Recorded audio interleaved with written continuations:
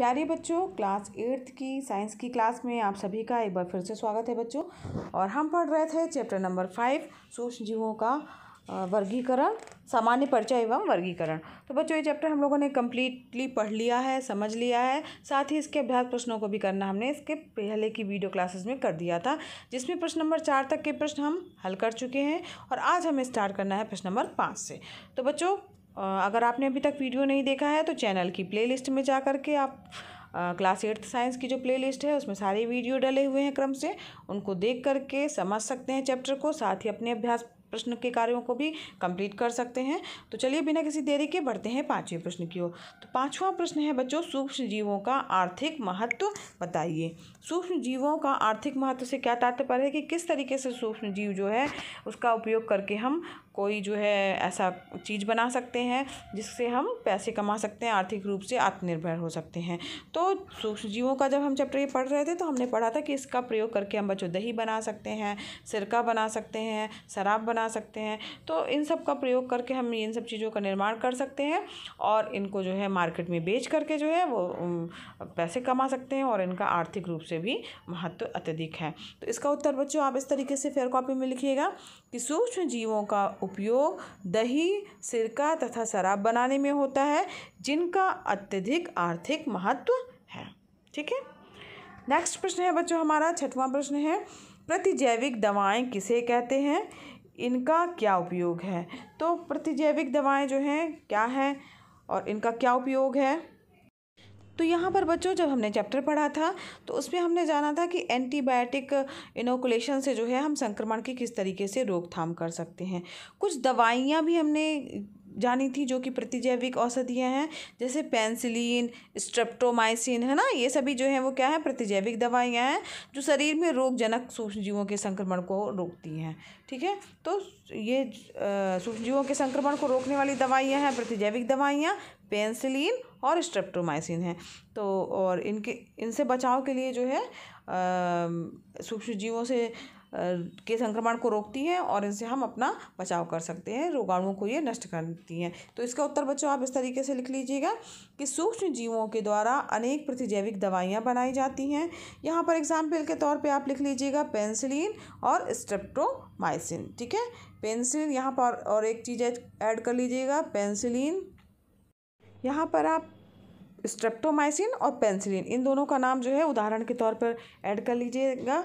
तो ये जो है प्रतिजैविक दवाइयाँ जो हैं वो बनाई जाती हैं और इनका उपयोग जो है वो रोगाणुओं को नष्ट करने में किया जाता है।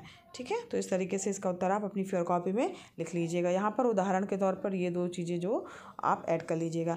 नेक्स्ट क्वेश्चन है बच्चों हमारा, ठीक है, समझ में आ रहा है ना, स्ट्रेप्टोमाइसिन और पेनिसिलिन है। ठीक है। इन दोनों चीज़ों को इन दोनों दवाइयाँ जो हैं जो कि प्रतिजैविक दवाइयाँ उनको ऐड कर लीजिएगा।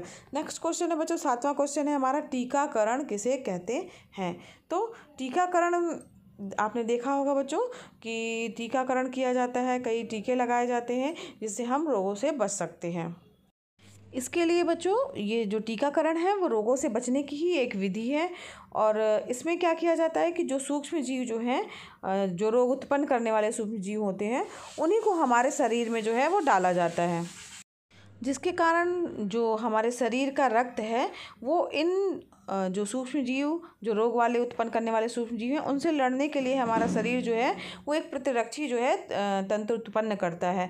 तो टीकाकरण क्या है, एक तरीके से रोगों के बचाव की विधि हो गई और जो है रोग उत्पन्न करने वाले सूक्ष्म जीवों को हमारे शरीर में पहुंचाया जाता है, जिससे हमारे शरीर का ब्लड जो होता है वो इन रोगों से लड़ने के लिए एक प्रतिरक्षी तंत्र जो है बनाता है, एक प्रतिरक्षी जो है उत्पन्न करता है, जिससे हमारा शरीर इन रोगों से लड़ता है। तो इसका उत्तर आप बच्चों फेयर कॉपी में इस तरीके से लिखिएगा कि टीकाकरण रोगों से बचाव की एक विधि है।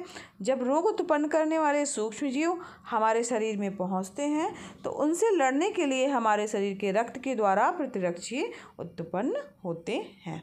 ठीक है। तो ये उत्तर आप अपनी फेयर कॉपी में लिख लीजिएगा। आगे बढ़ते हैं नेक्स्ट प्रश्न की ओर बच्चों। अगला प्रश्न है 8वां प्रश्न है, सूक्ष्म जीवों से होने वाली बीमारियों तथा उनके बचाव के तरीके बताने हैं आपको कि सूक्ष्म जीवों के कारण कौन कौन सी बीमारियां होती हैं और उनसे हम किस तरीके से बच सकते हैं। तो यहाँ पर जब हम चैप्टर पढ़ रहे थे तब हम लोगों ने पढ़ा था विभिन्न बीमारियों के बारे में, ठीक है, कौन से सूक्ष्म जीवों के कारण वो पैदा हो रही हैं और साथ ही संचरण किस माध्यम से हो रहा है, वायु के माध्यम से कि पानी के माध्यम से कि भोजन के माध्यम से। तो कुछ ऐसे भी रोग हैं जो मच्छरों के काटने से होते हैं ना। तो और संचरण का क्या तरीका है ये भी हम लोगों ने पढ़ा था। एक टेबल थी बच्चों आपकी बुक में ही, तालिका 5.1, तो उसी में है बचाव के जो है वो उपाय भी दिए गए थे कि हम किस तरीके से उनसे बच सकते हैं। तो उसी में से आप जो है कुछ रोगों के नाम लिख लीजिएगा, बीमारियां लिख लीजिएगा और उनसे बचाव के क्या उपाय हैं वो भी आप लिख सकते हैं, ठीक है। तो यहाँ पर जो है एक कॉलम बना लीजिएगा, बीमारियाँ, ठीक, और उनसे बचाव के तरीके। तो बचाव के उपाय हो गए। यहाँ पर क्षय रोग, खसरा, चिकन पॉक्स, पोलियो, ये बीमारियाँ जो हैं वो जो होती हैं उनसे हम किस तरीके से बच सकते हैं। तो इसमें जो है क्योंकि इसमें से बच्चों जो क्षय रोग है यानी टीबी वाला जो रोग है वो जीवाणुओं से होता है। बाकी खसरा, चिकन पॉक्स और पोलियो जो है ये विषाणुओं के द्वारा फैलते हैं, वायरस के माध्यम से फैलते हैं और जो कि ज़्यादातर जो है वो हवा में संचरण इनका हो जाता है, कभी कभी सीधे संपर्क से भी ये फैलते हैं। तो पोलियो जो है बच्चों वो वायु और पानी दोनों के माध्यम से जो है, जल के माध्यम से भी फैलता है। तो बचाव के लिए हम क्या कर सकते हैं इसमें कि रोगी को पूरी तरीके से अन्य व्यक्तियों से अलग रखें तथा उचित समय पर टीकाकरण आदि जो है उनका करवाएं। तो इस तरीके से हम इन बीमारियों से बच सकते हैं। दूसरा बच्चों आप बीमारियां जो हैं वो हैजा, टाइफाइड मान लीजिए हम लेके चल रहे हैं, तो ये दोनों जो हैं जीवाणुओं के माध्यम से फैलते हैं। जीवाणु जो है सूक्ष्म जीव के रूप में जो है इसके कारक हैं फैलाने के, और ये भी पानी और भोजन के माध्यम से ही फैलता है। और इसमें हम किस तरीके से बचाव कर सकते हैं, बचाव का क्या उपाय है, तो व्यक्तिगत स्वच्छता पर हम जोर दे सकते हैं, अच्छी आदतों को अपना सकते हैं और भली भांति पके हुए भोजन को खाएंगे, उबला हुआ पानी पिएंगे। और टीका अगर इसके लिए है, टाइफाइड का भी टीका आता है, हैजे का भी आता है, तो इसका टीकाकरण भी आप करवा करके इससे आप बच सकते हैं इन रोगों से। फिर अगला है बच्चों मलेरिया, डेंगू, चिकनगुनिया, तो ये सब आजकल बहुत फैला हुआ है। तो ये जो है मच्छर के काटने से होता है, इनके लिए मच्छर उत्तरदायी हैं। तो इसके लिए हम क्या कर सकते हैं, इनसे हम कैसे बच सकते हैं, क्योंकि मच्छरों के काटने से होता है ये। तो इसके लिए हम मच्छरदानी का प्रयोग कर सकते हैं, मच्छर भगाने वाले जो आजकल मार्केट में आते हैं रसायन, उनका प्रयोग कर सकते हैं, कीटनाशक का छिड़काव कर सकते हैं। और चूँकि मच्छर ज़्यादा पैदा ना हो इसके लिए हम क्या कर सकते हैं बच्चों, जल जो है उसमें पानी को कहीं पर भी एकत्रित ना होने दें, कि कहीं पर भी पानी इकट्ठा होगा, गंदा पानी होगा तो वहाँ पर मच्छर के पनपने बहुत तेज़ी से वहाँ पर मच्छर जो है वो पनप जाते हैं।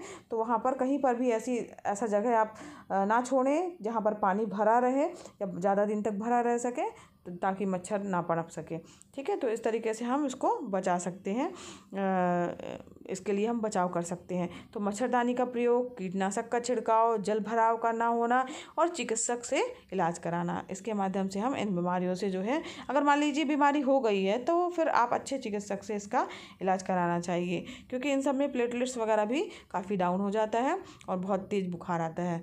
तो इस तरीके से हम इन बीमारियों से जो है वो बच सकते हैं। इसके अलावा भी बच्चों आपकी बुक में बीमारियां दी गई हैं, तो आप इतना ही, ज़्यादातर ये इम्पॉर्टेंट हैं तो इनको लिख सकते हैं, याद कर सकते हैं। इसके अलावा भी जापानी मस्तिष्क ज्वर है ना, तो इन सब से भी बचने के लिए जो है वो किस तरीके से हम बच सकते हैं, वो सबका भी प्रयोग, उन सबका भी बताया गया है कि हम कैसे फैलता है और उससे हम किस तरीके से बच सकते हैं। तो ये बच्चों आज के अभ्यास प्रश्न जो है यहाँ पर हमारे ख़त्म हुए। आज ये चैप्टर हमारा यहीं पर समाप्त हुआ। अगर बच्चों पढ़ाना पसंद आ रहा हो तो वीडियो को लाइक कीजिएगा, चैनल पर नए हैं बच्चों तो चैनल को सब्सक्राइब कीजिएगा। और साथ ही बच्चों ये वीडियो क्लासेस फ्री हैं, निःशुल्क हैं, तो आप भी इसका लाभ लीजिए, अपने फ्रेंड्स को भी शेयर कीजिए ताकि वो भी इसका लाभ ले सकें। धन्यवाद बच्चों, मिलते हैं नेक्स्ट वीडियो क्लास में जिसमें हम एक नया चैप्टर स्टार्ट करेंगे, चैप्टर नंबर 6 कोशिका से अंगतंत्र तक।